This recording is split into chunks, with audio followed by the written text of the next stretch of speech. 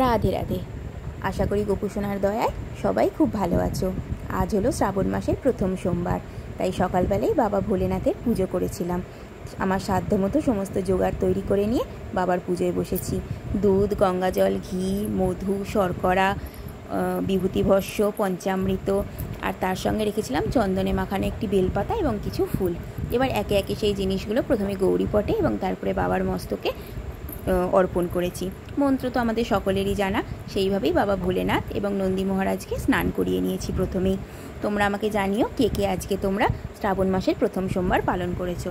অনেকে হয়তো গোটা শ্রাবণ মাসটাই 4টে সোমবার পুরুক, 5টা সোমবার পুরুক সবকটাই বাবার জন্য উপোস করে এবং পূজা করে, কিন্তু কেউ যদি তা না পারে অন্তত প্রথম সোমবারটা আর শেষ সোমবারটা হয়তো পালন করাটা ভালো। আমি যতটা জানি, তেমন বেশি জ্ঞান আমার নেই, কিন্তু যতটুকু শুনেছি ততটাই বললাম। এইভাবেই প্রথমে আমি বাবাকে অভিষেক করিয়ে নিয়েছিলাম, তারপরে ধীরে ধীরে পুজোর কাজ চলছিল। আজকে তো শুধু যে বাবার প্রথম সোমবার তা নয়, আজকে একাদশী তিথিও রয়েছে, অর্থাৎ হরিহর দুজনেরই একসাথে আজ পুজো।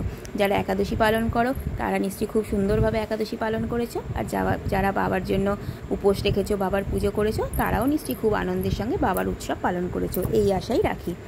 দেখতে দেখতে স্নান পর্ব হয়ে গেছে বাবার, এবং প্রত্যেকটি জিনিস দেওয়ার পর বাবাকে কিন্তু গঙ্গাজলে একবার স্নান করিয়ে নিতে হবে।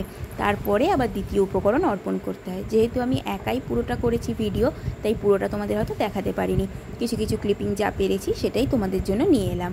স্নানের পরে বাবাকে মুছিয়ে নিয়েছি একটি সুন্দর পাত্রে, অর্থাৎ যে পাত্রে অভিষেক করিয়েছি সেই পাত্রে বাবাকে বসানো যাবে না, অন্য একটি পাথরের পাত্রে প্রথমেই চন্দন সহযোগে বেলপাতা এবং ফুল দিয়ে সেখানে বাবার উপবেশনের ব্যবস্থা করে দিয়েছি। এবার বাবাকে শ্বেত চন্দন এবং অষ্টগন্ধা লেপন করেছি, তারপরে সুন্দরভাবে একটি পইতে এবং আমি রুদ্রাক্ষের মালা পরাই, তাই সেই মালাটি দিয়ে দিয়েছি। এবার বাবার ফুলের সমস্ত জোগাড় করে নিয়েছি। এদিকে 5 রকমের ফল মিষ্টি দিয়ে নৈবেদ্যও সাজিয়ে নিয়েছি।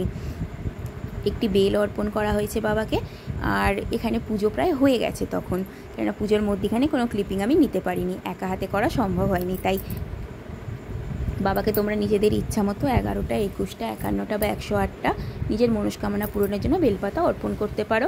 আমি আমার সাধ্যমতো চেষ্টা করেছি বাবাকে সুন্দরভাবে পুজো করার।